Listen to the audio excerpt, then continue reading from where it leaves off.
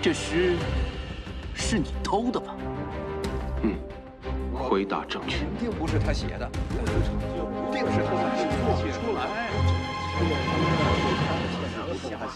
顾公子乃江陵府书吏，说话自然有分量。但若说我夫君是窃师，可就有失公允了。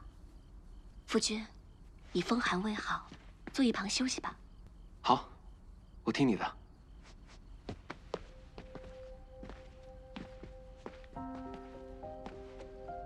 诸葛武侯未出茅庐，定3分天下。诗仙太白不惑之年，方被举荐为官。3日不见，当刮目相待。一人学识深浅，又岂能刻舟求剑？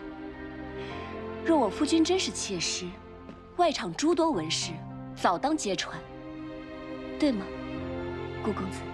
说的是啊，早就揭穿。确实如此啊。苏檀儿，你好文采。我苏家择婿不看出身，而看品行。不露龟角，深藏若虚，逍遥自在，正如立恒。